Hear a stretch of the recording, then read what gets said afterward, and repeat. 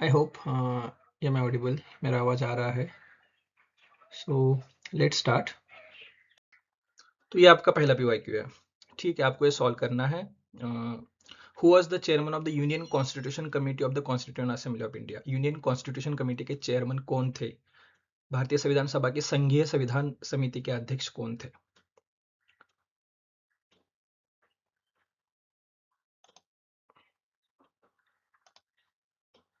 कहाँ पे कंफ्यूजन हो सकता है आपका?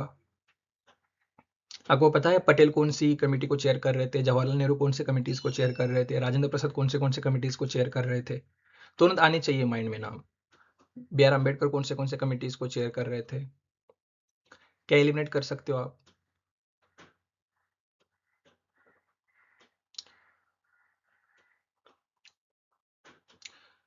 तो इसका आंसर है, मैं बताता हूँ अभी। आपको क्या करना है, आपका पेज लेना है और सॉल्व करते जाना है, ठीक है। तो इसका आंसर है जवाहरलाल नेहरू। तो अब देखते हैं, ठीक है। तो Jawaharlal Nehru union constitution committee के भी चेयर थे, स्टेट कमेटी के भी चेयर थे, यूनियन पावर कमेटी के भी वो चेयर थे। 3 कमेटीज उन्होंने चेयर की है। B R Ambedkar drafting committee के चेयर थे, Sardar Vallabh Bhai Patel provincial constitution committee और advisory committee on fundamental rights, इन 2 कमेटीज के चेयर थे। और राजेंद्र प्रसाद रूल्स कमेटी और स्टीयरिंग कमेटी के चेयरमैन थे, ठीक है। तो ये जो advisory committee on fundamental rights, minorities and tribal excluded areas थी, सरदार पटेल उसके चेयर थे। इसके कुछ लगभग 4 सब कमिटीज भी थी, ठीक है। तो फंडामेंटल राइट्स की सब कमेटी के चेयरमैन जेबी कृपलानी थे, माइनॉरिटीज कमेटी के सब कमेटी के एच सी मुखर्जी थे, north east frontier tribal areas और असम एक्सक्लूडेड एरियाज की कमेटी की जो सब कमेटी थी उसके चेयरमैन गोपीनाथ बारदोलई थे। और जो पार्शियली एक्सक्लूडेड एरियाज वगैरह इसकी जो चेयरमैन थे वो ए वी ठक्कर थे, ठीक है। साथ ही साथ कुछ माइनर कमेटीज भी थी। इंपॉर्टेंट कौन सी? House committee Pattabhi Sitaramayya, ad hoc committee on national flag Rajendra Prasad, ad hoc committee on supreme court S Varadachari and linguistic province committee S K Dhar. ये 4 इंपॉर्टेंट माइनॉरिटीज कमेटी से। बाकी कमेटीज भी आप रिवाइज कर सकते हो। और भी क्वेश्चन क्या आ सकता है? ड्राफ्टिंग कमेटी के ऊपर क्वेश्चन आ सकता है, ठीक है। तो ड्राफ्टिंग कमेटी अगस्त 29 1947 को स्टैब्लिश हुई, उसके चेयरमैन थे डॉक्टर बी आर अम्बेडकर। इसके मेंबर्स पे भी क्वेश्चन आते हैं। तो कौन से थे? Gopalaswami Ayyangar, Alladi Krishnaswami Iyer, doctor K M Munshi, Syed Mohammad Saadulla, N Madhav Rao and T T Krishnamachari, ठीक है। ये सारे इसके मेंबर्स थे। फर्स्ट ड्राफ्ट फरवरी 1948 को हुआ और सेकेंड ड्राफ्ट जो है अक्टूबर 1948 को सबमिट किया गया। तो इस तरीके से हम रिवीजन करने वाले हैं। तो आपका लगभग सारे ऑप्शन का भी हो गया, एक्स्ट्रा भी इंफॉर्मेशन हो गई। क्वेश्चन यही से आएंगे। और क्या पूछ सकते हैं फिर कमिटीज के ऊपर, ठीक है। तो आप इसको सॉल्व करिए। आर्टिकल 52 से 62 of the constitution of India are concern with, ये 52 से 62 की जो अनुच्छेद है संविधान के, वो किससे संबंधित है? Prime minister, president, vice president, supreme court of India. तो इसका आंसर एक होगा, लेकिन आपको बाकी के 3 आर्टिकल्स बताने हैं अगर आपको पता है। प्राइम मिनिस्टर का जो वर्क है, ड्यूटीज है, वो कौन सा आर्टिकल है, पता है किसी को? वो भी पूछ सकते हैं। तो इसका आंसर मैं बता देता हूँ। इसका आंसर है अभी प्रेसिडेंट ऑफ इंडिया, ठीक है। तो 52 से 62 आर्टिकल्स प्रेसिडेंट ऑफ इंडिया के रिगार्डिंग है। मैंने बाकी के भी दिया है डिटेल में कि कौन सा आर्टिकल क्या है। इम्पीचमेंट का आर्टिकल 61 है, एक इंपॉर्टेंट है। उसके बाद वाइस प्रेसिडेंट का आर्टिकल 63 से 70 के बीच में है। Prime minister and council of minister के आर्टिकल 74, 75 एंड 78 में प्राइम मिनिस्टर की ड्यूटीज दी है, ठीक है। सुप्रीम कोर्ट के आर्टिकल 124 से 147 और हाई कोर्ट के आर्टिकल्स 214 से 231 के बीच में, ठीक है। So let's go on next question. State of nature is a component of a political theory of. तो स्टेट ऑफ नेचर जो है वो किसके पॉलिटिकल थ्योरी में हमें मिलता है? प्राकृतिक अवस्था किसके राजनीतिक सिद्धांत का घटक है? हेगेल, एरिस्टोटल, प्लेटो, थॉमस हॉब्स। किसका है state of nature? Easy question है, ठीक है। सोशल कॉन्ट्रेक्चुअलिस्ट कौन कौन है? हॉब्स, लॉक, रूसो, ठीक है। तो अब देखते हैं पूरा हम, ठीक है। तो स्टेट ऑफ नेचर एक सोशल कॉन्ट्रैक्ट ट्रेडिशन से आता है, हॉब्स, लॉक, रूसो, ठीक है। हॉब्स का जो लिवायथन बुक है उसमें वो बोलता है कि स्टेट ऑफ नेचर एक पहले की कंडीशन थी कॉन्ट्रैक्ट के पहले, जहाँ पे war of all against all, where life is solitary, poor, nasty, brutish, short. ये कोड भी बहुत बार आपको आता है, ठीक है। और इसके लिए हमें देखना पड़ेगा ना हॉब्स कौन से टाइम में था। वहाँ पे पूरा प्यूरिटन रिवोल्यूशन और सारा सिविल वॉर चल रहा था, उस टाइम पे वो लिख रहा है। उसको ही पता नहीं था भाई मैं जिंदा रहूंगा कि नहीं कल, ठीक है। तो ऐसे कंडीशंस में वो फियर में जी रहा था, वो तो पूरा वो फियर लाइफ की जो हमारी जो लाइफ का प्रिजर्वेशन है वो कैसा बना रहे, इसके लिए वो लिख रहा है पूरी थ्योरी। इसलिए वो एकदम एब्सोल्यूट मोनार्की, एक स्ट्रॉन्ग लिवायथन की बात करता है। एंड प्लेटो एंड एरिस्टोटल तो मतलब वो तो बोलते हैं कि स्टेट एक ऑर्गेनिक है, स्टेट नेचुरल है, वो कोई कॉन्ट्रैक्ट से नहीं बना है। ठीक है। What did Niccolo Machiavelli mean by fortuna? तो मैकियावेली के लिए फॉर्चूना क्या था? निकोलो मैकियावेली के लिए फॉर्चूना मतलब क्या था, इसका मतलब क्या था? मोरालिटी, नैतिकता, करेज, साहस, अनकंट्रोलेबल कंडीशन या फ्रीडम, स्वतंत्रता, क्या था? क्विकली करना है, ज़्यादा टाइम नहीं है हमारे पास।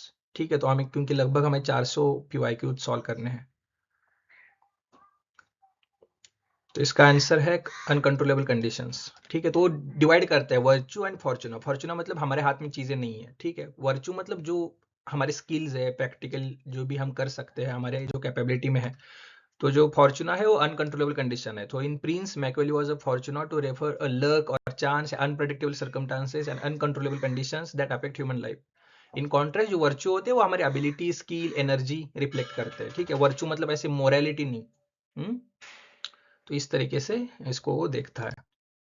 तो देखते हैं, आप पूरा पूरा मैकियावेली रिवाइज करेंगे। ठीक है, तो मैकियावेली के कौन से बुक्स है? Art of war, dialogue. ठीक है, उसका आर्ट ऑफ वॉर उसका एक बुक था, इसमें यूजीसी नेट में क्वेश्चन आया था।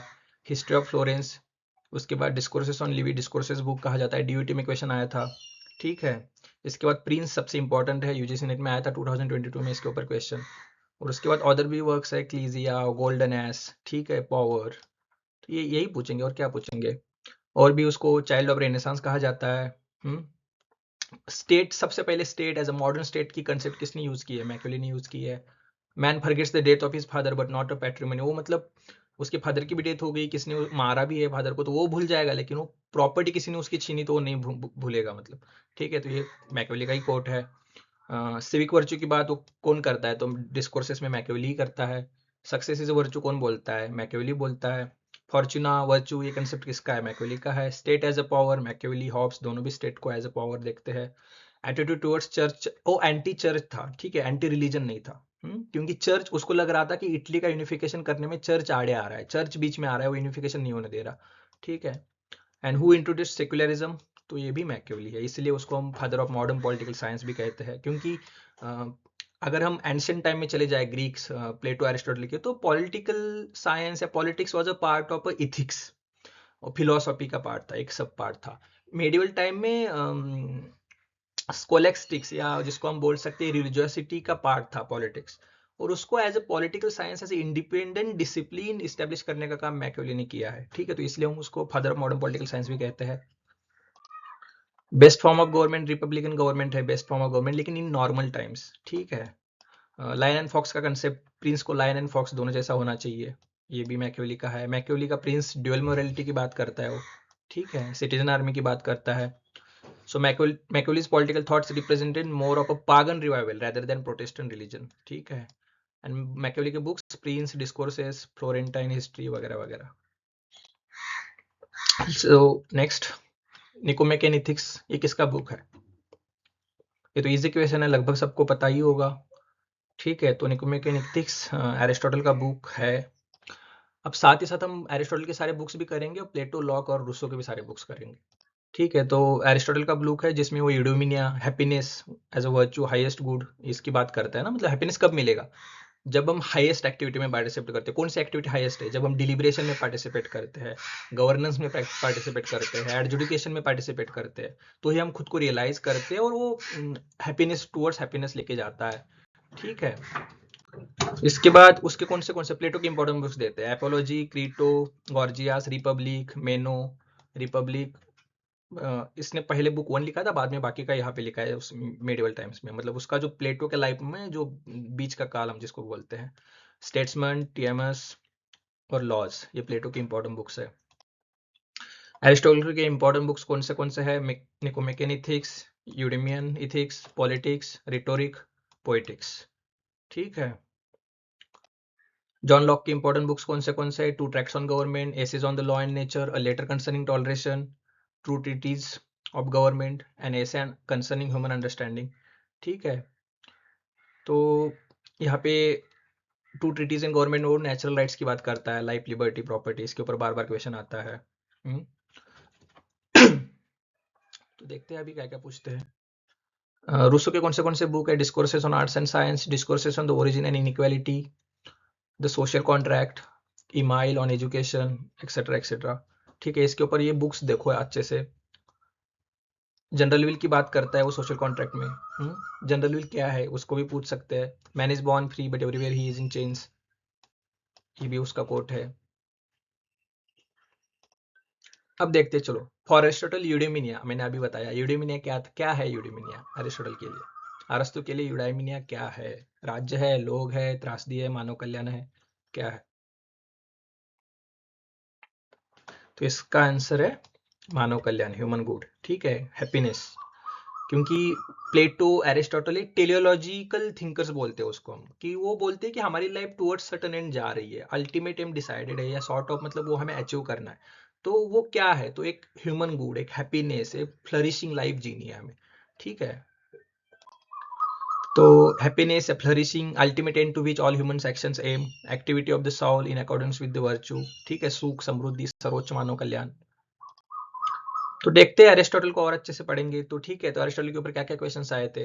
अकॉर्डिंग टू अरिस्टोटल, ये आपको सीटीपीजी 2025 में आया था कि परवर्टेड फॉर्म ऑफ एरिस्टोक्रेसी क्या है? ओलिगार्की है। तो टायरेनी का परवर्टेड फॉर्म मोनार्की है, डेमोक्रेसी का परवर्टेड फॉर्म मतलब democracy is a perverted form of polity, और मोनार्की का परवर्टेड फॉर्म है टायरेनी। ठीक है, who wrote politics? Aristotle. Aristotle adopted empirical, scientific and inductive approach. Plato का था डिडक्टिव अप्रोच। डिडक्टिव मतलब क्या है? पहले कंक्लूजन सेट है, बाद में जाके वो मतलब बस जनरल से पर्टिकुलर की तरफ जा रहा है। और इंडक्टिव मतलब क्या है कि कंक्लूजन आपके दिमाग में ऑलरेडी नहीं है, आप जमीन पे जा रहे हो, डाटा कलेक्ट कर रहे हो, फिर कंक्लूजन कर रहे हो, मतलब पर्टिकुलर से ऊपर जनरल की तरफ जा रहे हो। ठीक है, यूडेमिनिया मतलब क्या? Human good. Man is by nature a political animal, Aristotle कहता है, उसके निकोमेक एथिक्स का ये स्टेटमेंट है। ठीक है, Aristotle's theory of justice is satisfied when equals are treated equally and unequals are treated unequally. सबको एक जैसे ट्रीट नहीं करना है। ठीक है, within equals equally treat करना है, अनइक्वल लोगों को इक्वली ट्रीट नहीं करना है। ठीक है, in which of Aristotle's work is stated that the highest good for human being is a happiness attained through a moral and intellectual virtue, Nicomachean Ethics। उसके बाद who supported proportionate equality? Aristotle. Proportionate equality, distributive equality किस भी लगभग sort of, लेकिन वो merit के according वो बात करता है। ठीक है, who supported the cyclical change in government? Aristotle. According to Aristotle citizens में कौन कौन आता है? तो जो मतलब जिनके पास रैशनल कैपेसिटी है, जो पार्टिसिपेट कर सकते हैं गवर्नेंस के प्रोसेस में, डिलिब्रेशन में, एडजुडिकेशन में। कौन पार्टिसिपेट नहीं कर सकता, फिर वो सिटीजन नहीं होंगे। जैसे कि वुमेन, उनके पास घर का काम है, बाकी का चीज़ है, तो वो पार्टिसिपेट नहीं कर सकती। स्लेव्स, उनके पास रीजन ही नहीं होता है, ऐसे वो बोलता है। मैकेनिक्स हो, लेबरर्स हो, वर्कर्स हो, प्रिजनर्स हो। ठीक है, तो ये सब पार्टिसिपेट नहीं कर सकते, तो ये सिटीजन्स नहीं होंगे। ठीक है, according to Aristotle revolution means change in the constitution. कोई मतलब वो 6 टाइप की गवर्नमेंट की बात कर रहा है। ठीक है, उसने 158 उन्होंने कॉन्स्टिट्यूशन पढ़े थे। तो कोई भी चेंज अगर आ गया कॉन्स्टिट्यूशन में, तो ये सॉर्ट ऑफ रिवोल्यूशन है। स्लेवरी को as a natural, as expedient बोलते थे। ठीक है, तो स्लेवरी को जस्टिफाई कर रहे हैं दो चीजों के लिए। एक, मास्टर के लिए भी स्लेवरी जरूर है, क्योंकि स्लेव होंगे तो ही वो मास्टर के लिए टाइम मिलेगा, प्लेजर टाइम मिलेगा, कि वो बाकी की प्रोडक्टिव चीजों में अपना दिमाग लगा पाए, जाके डिलिब्रेट कर पाए, पार्टिसिपेट कर पाए गवर्नेंस में। स्लेव नहीं होगा तो फिर उसको बाकी का काम करना पड़ेगा, तो उसको पास टाइम नहीं मिलेगा। ठीक है, और स्लेव के पास भी रीजन नहीं है, तो मास्टर ही उसको गाइड कर सकता है अच्छी लाइफ क्या है। तो इस तरीके से दोनों के लिए बेनिफिशियल है। State is the highest and comprehensive of human association. State as highest association कौन कहता है? एरिस्टोटल कहता है। State comes into existence originating, मतलब हमारे बेयर नीड्स फुलफिल करने के लिए स्टेट आता है, लेकिन अच्छी लाइफ के लिए वो कंटिन्यू रहता है। ये स्टेटमेंट भी एरिस्टोटल का है। ठीक है, डिस्ट्रीब्यूटिव जस्टिस की भी पहली बार बात इन्होंने की है, लेकिन according to honours and wealth, not मतलब डिस्ट्रीब्यूटिव जस्टिस जो होता है, अब मार्क्सिज्म में हम देखेंगे तो अकॉर्डिंग टू नीड्स है, लेकिन यहाँ पे नहीं है, according to honours and wealth, जो भी जिसको जितना जिसका कॉन्ट्रीब्यूशन है उस हिसाब से। स्लेव्स लैकिंग रीजन, वो नेचुरल स्लेव्स है। ठीक है, तो दो तरीके के स्लेव्स है, एक नेचुरल स्लेव्स है, और दूसरे भी एक स्लेव्स होते हैं जो कन्वेंशनल स्लेव्स, मतलब जो प्रिजनर्स ऑफ वॉर है ना, वो भी स्लेव जैसे ट्रीट किए जाते थे। तो अरिस्टोटल बोलता है कि ग्रीक स्टूडेंट भी एनस्लेव अदर ग्रीक्स। तो मतलब वो प्रिजनर्स ऑफ वॉर्स को एज अ स्लेव जैसा ट्रीट नहीं करना चाहिए। ठीक है, तो उनके पास क्योंकि रीजनल कैपेसिटीज है, जिनके पास फ्रॉम बर्थ ही रीजन लैकिंग है, वो नेचुरल स्लेव्स है, तो उसको जस्टिफाई कर रहा है। Aristotle and Hegel considered women as inferior to men, क्योंकि वुमेन को as a defected male, incomplete male ऐसे देखता था वो, इसलिए उसको हेविली क्रिटिसाइज भी किया जाता है, करना भी चाहिए। सिटीजनशिप को उसको डिनाई की, slaves, old, young, women, working class, prisoners, mechanics, labourers, इनको सिटीजनशिप नहीं दी थी। ठीक है, मतलब नहीं दी थी, मतलब एरिस्टोटल के थॉट में उनको नहीं होनी चाहिए। State exist for sake of good life. ठीक है, प्लेटो मतलब एरिस्टोटल का टीचर कौन था? प्लेटो। एरिस्टोटल ने किसको पढ़ाया है? अलेक्जेंडर को। हॉब्स ये ऐसा फर्स्ट मॉडर्न पॉलिटिकल थिंकर है जो डिलिबरेटली इग्नोर्ड एरिस्टोटल, ऐसे कहा जाता है। ठीक है, एरिस्टोटल को फादर ऑफ पॉलिटिक्स या पॉलिटिकल साइंस बोला जाता है क्योंकि वो इंपेरिकल साइंटिफिक अप्रोच लेके आए। ठीक है, Aristotle and Plato are considered founders of philosophical normative approach also. ठीक है, तो फिलोसॉफिकल नॉर्मेटिव अप्रोच क्या होता है, what ought to be, life कैसे होनी चाहिए। ठीक है, वो एक थ्योरी ऑफ कॉजेशन लेके आता है। मतलब थ्योरी ऑफ फॉर्म्स में प्लेटो क्या करता है, दो तरीके के वर्ल्ड के बारे में बात कर रहा है ना, एक बीइंग और बिकमिंग। मतलब वो बोल रहा है कि एक वर्ल्ड ऐसा है जो बियॉन्ड विजिबिलिटी है, वो आइडियल वर्ल्ड है, आइडिया ऑफ फॉर्म्स है, और जिसको इमिटेट करने वाला, ये जो हमें दिख रहा है ये सब इमिटेट करने वाला शैडो है, वो रियलिटी का शैडो है। ये अलग वर्ल्ड है, ये डिके होने वाला है, ये नहीं रहने वाला, लेकिन वो जो आइडिया ऑफ फॉर्म है वो इटर्नल है, यूनिवर्सल है, वो कभी चेंज नहीं होने वाला, वो हमेशा रहेगा। ठीक है, तो लेकिन एरिस्टोटल बोलते हैं नहीं नहीं भाई, ये दोनों वर्ल्ड एक ही है, और वो चार तरीके के उसके डेफिनेशन है, चार तरीके के कॉजल रिलेशंस बनाता है। उसमें ये पूछते हैं कि material, formal, efficient and final, इस तरीके के चार कॉजेस के थ्रू जाता है चीज। और गोल्डन मीन एरिस्टोटल का कंसेप्ट है। ठीक है, so let's go to next question. Right to life, liberty and state is associated with, easy question है। ये तीनों राइट्स की बात किसने की है, right to life, liberty and estate, जीवन, स्वतंत्रता, संपत्ति, अधिकार किससे जुड़ा है, Plato, Karl Marx, John Locke, Niccolo Machiavelli.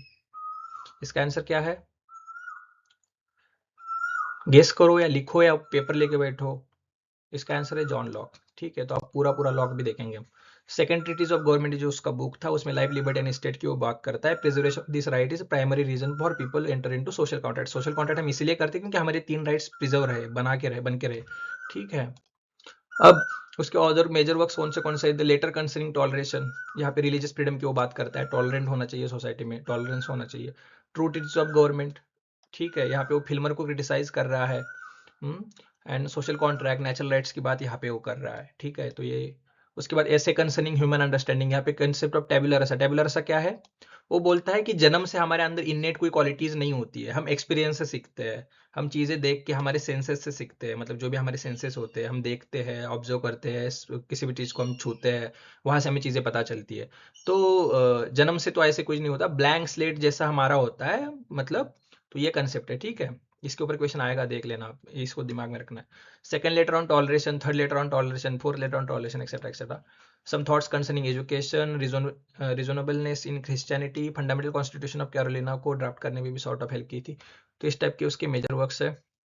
Who is the father of liberalism, lock. Basis of private property, labour है, जो जितना लेबर लगाएगा अपना, उस हिसाब से उसकी उतनी प्रॉपर्टी होगी, या उसका हक है उसके उस प्रॉपर्टी पे। Critic of divine rights, Filmer के डिवाइन राइट्स को क्रिटिसाइज किया है लॉक ने।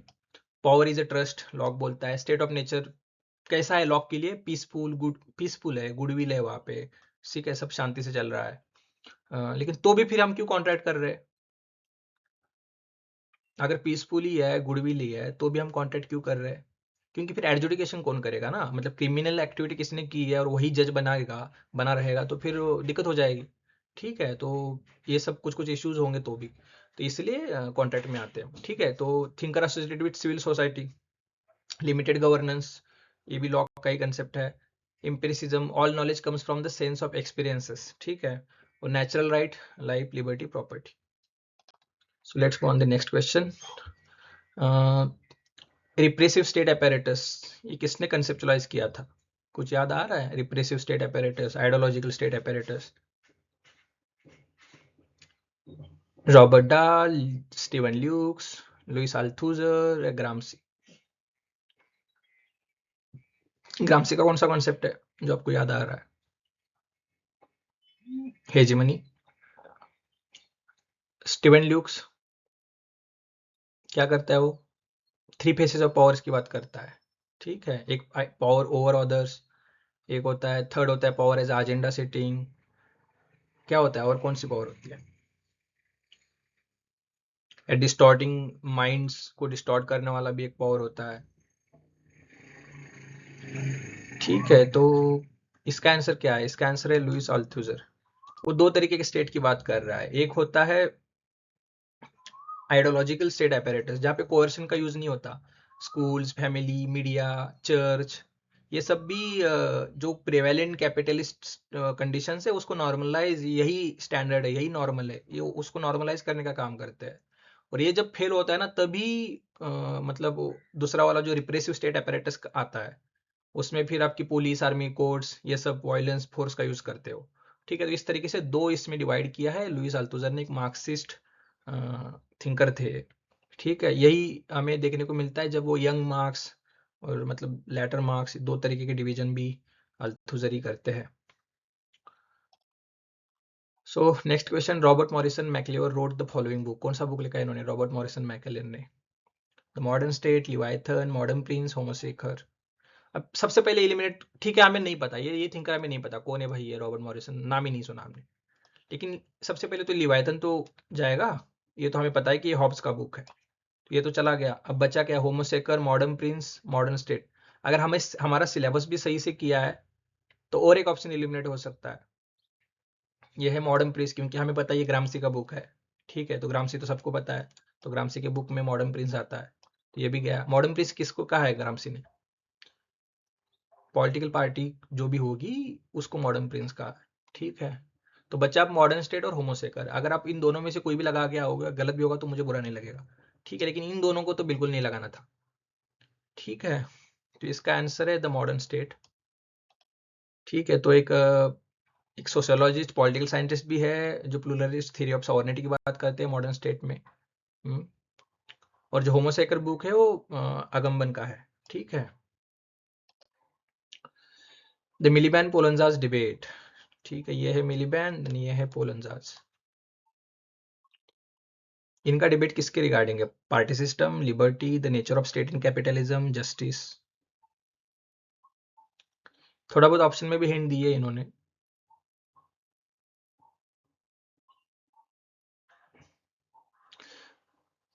ये भी मार्क्सिस्ट स्कॉलर्स है, तो वो स्टेट ऑफ नेचर मतलब नेचर ऑफ स्टेट की बात करते हैं। ठीक है, इन कैपिटलिज्म स्टेट कैसा है, तो जो मिलीबैंड है वो बोलता है कि स्टेट जो है वो इंस्ट्रूमेंटल है, जैसे कि कार्ल मार्क्स बोल रहे थे। ठीक है, तो एक instrument of the capitalist bourgeoisie. लेकिन पोलंजाज बोलता है नहीं नहीं, वो थोड़ा बहुत स्ट्रक्चरल है स्टेट, कोई भी पावर में हो स्टेट तो कैपिटलिज्म ही प्रिजर्व करेगा हमेशा। ठीक है, तो इस तरीके से structural state as a tool of ruling class Miliband बोलता है इंस्ट्रूमेंटलिस्ट अप्रोच, और Poulantzas argued for the structuralist view of the state. The concept of form देखो आ गया, हमने रिवाइज किया था अभी। ठीक है, ये तो आ जाएगा आपको। किसका है? Plato. Concept of forms, theory of ideas, theory of knowledge, ये सब प्लेटो का है। ठीक है, तो अभी हम प्लेटो को पूरा अच्छे से रिवाइज करेंगे। सो थ्योरी ऑफ फॉर्म में वो मैंने अभी बताया था, फिर से नहीं बताता हूँ, लेकिन तो भी इन शॉर्ट, अगर मैं सपोज एक सर्कल ऐसे ड्रॉ करूँ, क्या ये परफेक्ट सर्कल है? नहीं, आप बोलोगे यार यहाँ तो इशू हो गया थोड़ा बहुत, ये सही नहीं हुआ, ये ऐसा है, परफेक्ट सर्कल तो नहीं है। अगर मैं मशीन या कंपास से भी सर्कल ड्रॉ करूँ तो भी अगर हम उसको दूरबीन से देखेंगे एकदम माइक्रोस्कोप लेके एकदम, तो भी उसमें इश्यूज नजर आएंगे ना हमें, डॉट डॉट डॉट्स में कुछ तो इश्यूज होंगे। लेकिन आपके दिमाग में जो आइडिया है ना कि सर्कल ऐसा होना चाहिए, बेड ऐसा होना चाहिए, चेयर ऐसी होनी चाहिए, वो जो दिमाग का आइडिया है ना वो फॉर्म है। ठीक है, और जो हम फिजिकल चीजें बनाते हैं ना वो, क्योंकि मोबाइल कभी ना कभी टूटने वाला है, रोड टूटने वाली है, ब्रिज पड़ने वाला है, बिल्डिंग कभी ना कभी कोलैप्स होने वाली है, या मतलब वो डैमेज होने वाली है, एटलीस्ट 50-60 साल बाद तो डैमेज होगी। तो वो कभी ना कभी जो फिजिकल वर्ल्ड है ना जो हमें दिख रहा है वो कभी ना कभी खत्म होने वाला है, उसका डिके होने वाला है, वो जाने वाला है। लेकिन जो आइडिया है ना, जो बिल्डिंग बनाने से पहले जो ब्लूप्रिंट बनाई थी ना, वो हमेशा रहेगी। ठीक है, हम हमारे दिमाग के अंदर जो जस्टिस का कंसेप्ट है ना वो फॉर्म है, वो सही है। लेकिन कभी कभी हमें क्या बोलते हैं कि सोसाइटी को जो ऑब्जर्व करते हैं तो जुडिशरी में भी करप्शन होता है, कभी कभी हमें लगता है कि यार ये तो डिसीजन सही नहीं हुआ, ये तो सही नहीं था। तो ऐसे चक्कर में, लेकिन हमारे दिमाग के अंदर जो जस्टिस का कंसेप्ट है ना वो तो सही है ना, तो इसीलिए उसको बोलता है प्लेटो, दो तरीके के वर्ल्ड की बात कर रहा है। ठीक है, तो ये प्लेटो का है। तो state as individual writ large Plato ने ही कहा है, जहाँ पे वो मतलब तीनों क्लासेस में डिवाइड करता है इंडिविजुअल्स को। ठीक है, और उस हिसाब से के वैल्यूगरी प्लेटो से रिगार्डिंग है, थ्योरी ऑफ फॉर्म्स प्लेटो का ही है। Was the first use dialectic method, Plato ने डायलेक्टिक मतलब क्या, आंसर क्वेश्चन इस तरीके से, डायलेक्टिक थेसिस एंटीथेसिस सिंथेसिस। ठीक है, कंसेप्ट ऑफ फॉर्म प्लेटो से रिगार्डिंग है। थ्योरी ऑफ मेन मेटल्स जो ग्लोब, उसको नोबल लाई भी कहा जाता है। ठीक है, तो गोल्ड गोल्ड किसके अंदर है, ऑक्सिल मतलब जो गार्डियंस है उनके अंदर है, रूलर्स है। और ऑक्सिलरीज वॉरियर्स के अंदर सिल्वर है, और प्रोड्यूसर्स वर्कर्स के अंदर ब्रॉन्ज होता है। ठीक है, तो इस हिसाब से वो डिवाइड करता है। उनके books important, Apology, Republic, Statesman, Laws and. ठीक है, तो ये चार इंपॉर्टेंट बुक्स है। लॉज सबसे एंड में, एपोलॉजी क्रीटो ये रिगार्डिंग सोक्रेटिस ही थे। एपोलॉजी में सोक्रेटिस का डिफेंड कर रहा था वो खुद के एलिगेशंस को, ठीक है, तो उस हिसाब से जो उसके ऊपर एलिगेशंस लगाए थे उसके ऊपर है। रिपब्लिक में तो उसका आइडियल स्टेट, लॉज में तो वो नॉक्टर्नल काउंसिल की बात करता है। तो नॉलेज इज वर्चू है सोक्रेटिस का है, ठीक है, जिसको प्लेटो बाद में उसके ऊपर ही बिल्ड कर रहा है अपनी थ्योरी ऑफ फॉर्म को। टेलोलॉजी एक नॉर्मेटिव थिंकर है। Allegory of cave, metaphor of divided line, cave के अंदर वो बोलता है ना कि वो ओपिनियन है, बाहर जब आओ तो वो नॉलेज, ठीक है। तो इस तरीके से क्लास बेस्ड जस्टिस डिवाइड करता है ना 3 क्लासेस में, और अपने अपने फंक्शन डिसाइड करता है, किसी के अंदर इंटरफेरेंस नहीं करना, एक दूसरे के ऊपर सब इंटरडिपेंडेंस है, ठीक है, और अपना अपना काम करना है, one man one work one class one duty, myth of metals noble law है, aesthetic communism property and wives, ये सब प्लेटो का है। यही क्वेश्चन आएंगे, और क्या प्लेटो पे पूछेंगे बताओ। ठीक है, आइडिया ऑफ फॉर्म अभी देखा हमने, यही पूछा था, नॉक्टर्नल काउंसिल उसके लॉज में है। पहले वो फिलोसोफर किंग की बात कर रहा था, लेकिन लॉज में वो एक रूल ऑफ लॉ की बात कर रहा है, उसको as a second best state भी सबाइन ने बोला है, ठीक है। एपेटाइट स्पिरिट रीजन प्लेटो ही करता है उसकी बात। एक नॉर्मेटिव आइडियल थिंकर है, व्हाट इज, इसकी बात करता है, ठीक है। कुछ कुछ क्वेश्चंस आए थे प्लेटो के ऊपर। Plato as a father of normative philosophical political theory बोला जाता है। प्लेटो के आइडिया ऑफ फॉर्म के ऊपर आया था। आइडिया कैसी है, फॉर्म कैसा है, परफेक्ट है, इटर्नल है, फिक्स्ड है, यूनिवर्सल है, कभी भी वो अनचेंजिंग है, ठीक है। गुड सिटी का कैरेक्टरिस्टिक क्या है, वाइज, ब्रेव, टेम्परेट, ठीक है, just. Plato was deeply influenced by Socrates. Also उसका जो डायलेक्टिकल अप्रोच था वही उसने बोरो किया है। हेराक्लिटस, परमेंडिस, पाइथागोरस, इनसे भी प्लेटो इन्फ्लुएंस था। प्लेटो के लॉ में वो नॉक्टर्नल काउंसिल की बात करता है। आइडियल कॉन्स्टिट्यूशन कैसा होता है, जो keeps political elites in a good moral shape, provides lasting political excellence. Plato's principle of community of wives and property was inspired by Sparta, क्योंकि स्पार्टा के साथ एथेंस का वॉर चल रहा था 20 ईयर्स साल तक, 28 साल, जिसमें एथेंस की हार हो गई, और वो रीजंस ढूंढ रहा है क्यों हम हारे, क्योंकि प्लेटो एथेंस से था। तो उसको लगता है कि यार ये जो सोफिस्ट लोग थे जब उस टाइम पे, जो रूलर्स थे, वो तो सब करप्शन कर रहे हैं, क्योंकि वो गलत चीजों के पीछे भाग रहे हैं, वो मटेरियल चीजों के पीछे भाग रहे हैं, पैसों के पीछे भाग रहे हैं, पावर के पीछे भाग रहे हैं। लेकिन ये तो इल्यूजन है, ये तो कभी ना कभी पैसा खत्म होने वाला है, पावर तो कभी ना कभी आपके पास से जाने वाली है, तो हमें किसके पीछे भागना चाहिए, हमें गुड लाइफ के पीछे भागना चाहिए, हमें नॉलेज के पीछे भागना चाहिए। तो इसीलिए वो लिखता है पूरा, ठीक है। फंक्शनल डिवीजन ऑफ सोसाइटी प्लेटो की बात करता है। प्लेटो का जस्टिस क्या है, one man one work one class one duty, ठीक है। उसके जो रिपब्लिक में कौन से कैरेक्टरिस्ट है, पोलीमार्कस है, एडोमेंटस है, ग्लोकान है, थेसिमराकस है। प्लेटो का Republic is a book on ethics and politics. Plato developed his theory of nature ultimate reality, explain two worlds, कौन से बुक में, टीएमएस, ठीक है। डायलेक्टिक मेथड प्लेटो ने यूज किया है। प्लेटो एक मतलब Aristotle, Hobbes, Machiavelli inductive scholars है। प्लेटो जो थॉमस एक्विनास, ये सब डिडक्टिव स्कॉलर्स है। प्लेटो की एजुकेशन लगभग 18 ईयर्स तक एक स्टेज होता है, फिर 20 ईयर्स तक एक होता है, फिर 20 से 35 के बीच में एक होता है, 35 से 50 के बीच में एक होता है, ठीक है। State is individual writ large Plato का है। Aristotle's ideal state was always Plato second best, G S Sabine ने कहा है। ग्रीक वर्ड फॉर जस्टिस क्या है, डिगाशन, ठीक है। एस्थेटिक कम्युनिज्म कौन प्रपोज करता है, Plato. People who should rule are those who know about politics, Plato ही कहता है। सत्यवीर की कथा, ये प्लेटो का जो एपोलॉजी था उसको ट्रांसलेट किन्होंने किया, गांधी जी ने किया था, ठीक है। और उन्होंने सत्यवीर किसको है, सोक्रेटिस को सत्यवीर कहा है, क्योंकि सत्य के लिए उन्होंने जान दी थी सोक्रेटिस ने, ठीक है। वो बोला मैं भागूंगा नहीं, मैं जो मतलब जो भी करना है करो, और ट्रूथ के लिए उन्होंने जान दी थी, ठीक है। इसीलिए गांधी जी उसको सत्यवीर कहते हैं। So next question, which of the following thinkers presented the idea of historical materialism? Historical materialism किसका concept है? First option Michael Walzer, Karl Marx, Will Kymlicka, Harold Laski. ऐतिहासिक भौतिकवाद, ये इजी क्वेश्चन है, कार्ल मार्क्स, ठीक है। आपके पास कंफ्यूजन भी होता होगा कि हिस्टोरिकल मटेरियलिज्म क्या है और डायलेक्टिकल मटेरियलिज्म क्या है, ठीक है। तो हिस्टोरिकल मटेरियलिज्म में वो बोलता है हिस्ट्री को समझना चाहिए। तो हिस्टोरिकल मटेरियलिज्म मतलब हमेशा सोसाइटी 2 क्लासेस में डिवाइड रही है, ठीक है, और एक ऑपरेसर रहा है, एक ऑपरेस्ड रहा है, हैव्स हैव नॉट। और जो भी मीन्स ऑफ प्रोडक्शन होते हैं वो डोमिनेट करते हैं, वो डिसाइड करते हैं कि कैसा रिलेशन रहेगा सोसाइटी में, सुपर स्ट्रक्चर क्या रहेगा, तो बेस, सुपर स्ट्रक्चर और सोसाइटी का प्रोग्रेशन, ठीक है। और डायलेक्टिकल मटेरियलिज्म में कैसे वो प्रोग्रेशन कैसे होता है, तो पहले एक थेसिस, एंटीथेसिस, सिंथेसिस, उस हिसाब से प्रोग्रेशन आगे होता है टुवर्ड्स हायर आइडियाज। तो historical materialism is a methodological approach to study society, economics, history, ठीक है। मटेरियल कंडीशन जो सोसाइटी की थी, जो मोड ऑफ कंडीशंस था, मोड ऑफ कंडीशंस में हाउ गुड्स आर मेड, ठीक है, तो वो फंडामेंटली डिटरमाइन करता है कि हमारे सोशल रिलेशन, पॉलिटिकल स्ट्रक्चर वगैरह वगैरह कैसे होगा। तो ये कार्ल मार्क्स का आइडिया है। तो कार्ल मार्क्स के और क्या क्या आइडिया है? डायलेक्टिकल मटेरियलिज्म है, जिसमें मैटर इज एक्टिव डायनेमिक, ये बात करता है वो। हिस्टोरिकल मटेरियलिज्म, ठीक है, materialistic conception of history, base and super structure के मॉडल वो देता है। साइंटिफिक सोशलिज्म, मतलब जो पहले था, जो पहले सोशलिज्म था उसको यूटोपियन सोशलिज्म बोलते हैं, और जो खुद ने जो उन्होंने सब लिखा उसको वो बोलता है साइंटिफिक सोशलिज्म है मेरा। प्रैक्टिस की बात करता है, एक्शन की बात करता है, ठीक है, unity of theory and action, इन दोनों का मतलब जस्ट वो बोलता है ना कि फिलोसोफर्स ने इंटरप्रेट तो किया ही वर्ल्ड को, लेकिन अभी टाइम आ गया है कि वर्ल्ड को चेंज किया जाए। तो ठीक है, तो इस तरीके से थियरी और एक्शन को क्लब करना चाहिए, प्रैक्टिस। ठीक है, तो ये भी कार्ल मार्क्स का आइडिया है। तो कैपिटलिज्म को जब वो क्रिटिसाइज कर रहे थे, तो सरप्लस वैल्यू की बात करते हैं, कमोडिटी ऑफ फेटिशिज्म की बात करते हैं, रिजर्व आर्म ऑफ लेबर, जो भी मतलब अनएम्प्लॉयड पीपल है वो सॉर्ट ऑफ जानबूझ के वेजेस लो रखे जाते हैं। ठीक है, तो ये सब कार्ल मार्क्स के ही कंसेप्ट है।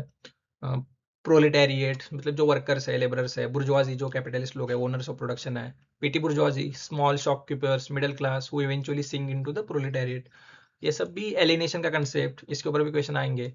ठीक है, तो ये सब प्लेटो के सॉरी कार्ल मार्क्स के कंसेप्ट है। क्लास स्ट्रगल की बात करते हैं, class consciousness, false consciousness, violent revolution, dictatorship of proletariat, ये सब इसके ऊपर क्वेश्चन आएंगे, ऐसे की टर्म्स आएंगे तो कार्ल मार्क्स है। Withering away of state, state नहीं रहेगा जब क्लास ही नहीं रहेगा, क्लासलेस टोटलिटी रहेगी, क्लास ही नहीं रहेगा तो स्टेट का जरूरत ही नहीं है, तो स्टेट भी नहीं रहेगा। एसेटिक मोड ऑफ प्रोडक्शन, एक चाइना इंडिया जैसे कंट्रीज में ये एसेटिक मोड ऑफ प्रोडक्शन था, जहाँ पे कॉमन प्रॉपर्टी थी और डेस्पोटिक स्टेट था। ठीक है, रिलीजन को as opium of masses people कौन कहता है? कार्ल मार्क्स कहता है।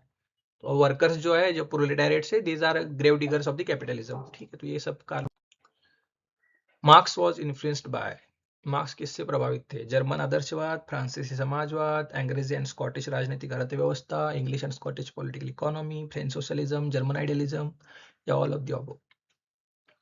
मार्क्स वाज इन्फ्लुएंस्ड बाय,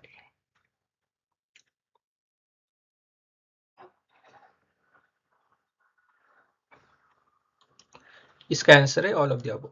ठीक है, तो जो जर्मन फिलोसफी, जो वहां से वो हेगेल का जो आइडियलिज्म था, वहां से हेगेल से बहुत ज्यादा वो इन्फ्लुएंस थे, लेकिन हेगेल को उन्होंने उसके सर पे खड़ा कर दिया, मतलब उल्टा कर दिया उसका पूरा। हेगेल आइडियाज को इंपॉर्टेंस देता था, कार्ल मार्क्स मैटर को इंपॉर्टेंस देते हैं। तो थेसिस ऑफ फ्यूरबर्ग जो मटेरियलिज्म है वहां से उन्होंने सीखा है।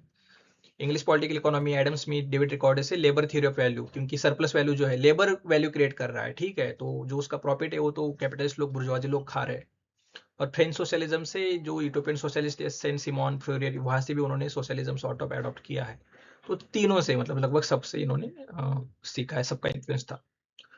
मार्क्स डिस्कसेस एलिनेशन, एलिनेशन का जो कंसेप्ट है मार्क्स का, सबसे पहले तो आपको ये पता होना चाहिए कि एलिनेशन क्या है, उसके 4 फॉर्म्स क्या है, और फिर वो कौन से बुक में दिया है। Economic and philosophical manuscripts, thesis on Feuerbach, the 18 Brumaire of the Louis Bonaparte, या जर्मन आइडियोलॉजी, कौन से बुक में है एलिनेशन का कंसेप्ट?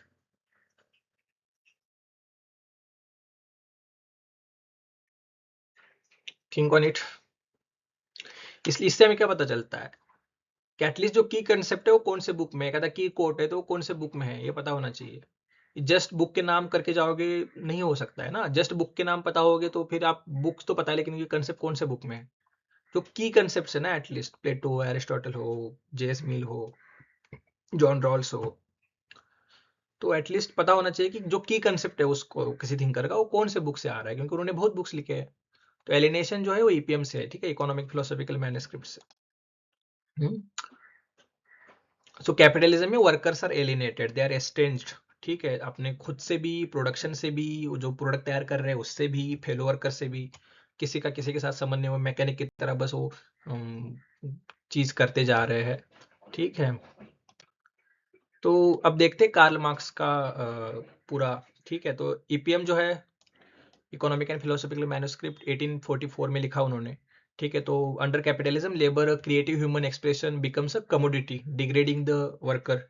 ठीक है, यहीं पे वो एलिनेशन की बात करते हैं, ह्यूमन नेचर की बात करते हैं, प्राइवेट प्रॉपर्टी, कम्युनिज्म की बात करते हैं। तो alienation is a estranged form of product process fellow worker species being, इन चारों से जब हम एस्ट्रेंज हो जाते हैं, दूर चले जाते हैं, मतलब खुद के ऊपर का, खुद की लाइफ का कंट्रोल खो देते हैं। ठीक है, वर्कर्स के हाथ में कुछ नहीं ना, वो मतलब वे मतलब वेजेस ही इतने कम है, लेकिन जिंदा रहने के लिए उसको काम पे जाना ही पड़ेगा। ठीक है, मतलब इतना ही वेजेस दिया जा रहा है कि वो 2 टाइम का खा सके बस। तो कल जिंदा रहना है तो उसको काम करना पड़ेगा, तो वो पूरा कंट्रोल खुद के ऊपर का वो खो चुका है। ठीक है, तो मतलब कैपिटलिस्ट लोग क्या बोलते हैं कि मार्केट डिसाइड करता है, आपके पास चॉइस है, लेकिन भाई चॉइस कब है? अगर अनएम्प्लॉयमेंट इतनी ज्यादा हो तो मेरे पास क्या सच में चॉइस है? मैं ये जॉब करूँ, वो करूँ, ये करूँ?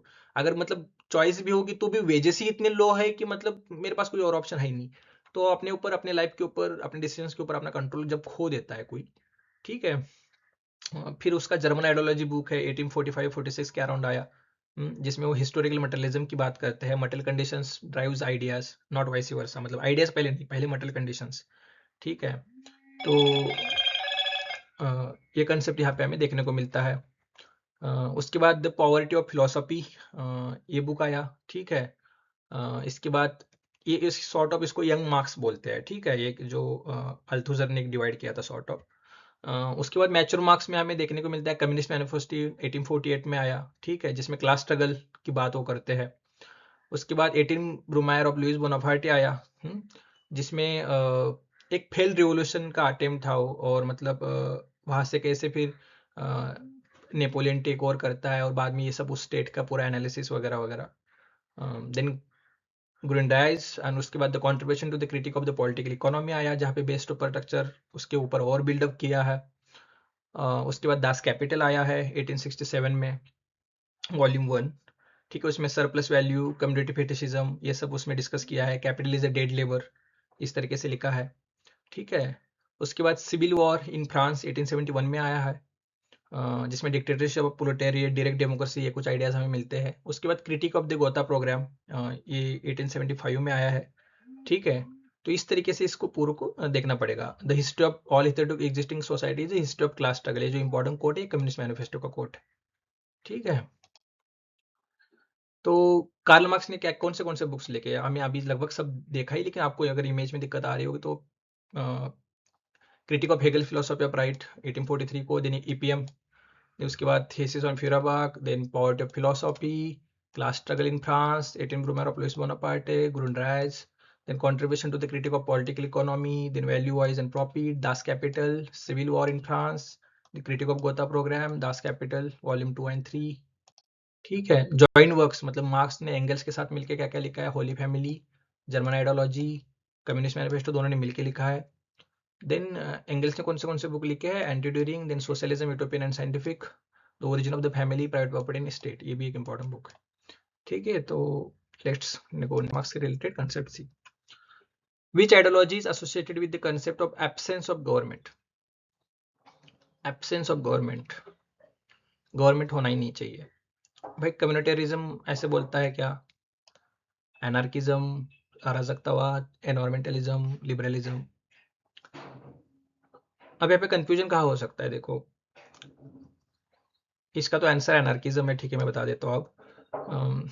अब लिबरलिज्म जो है वो स्टेट को पूरा नहीं हटा रहा है। मतलब अगर लॉक वगैरह ये सब लोग देखेंगे तो स्टेट को एज ए नेसेसरी इविल है, लेकिन जरूरत है, क्योंकि लॉ एंड ऑर्डर मेंटेन करके रखनी है, लाइफ लिबर्टी प्रॉपर्टी का रहनी चाहिए, सोशल कॉन्टेक्स्ट ये वगैरह क्यों था? क्योंकि स्टेट को लाने के लिए था, तो स्टेट तो चाहिए।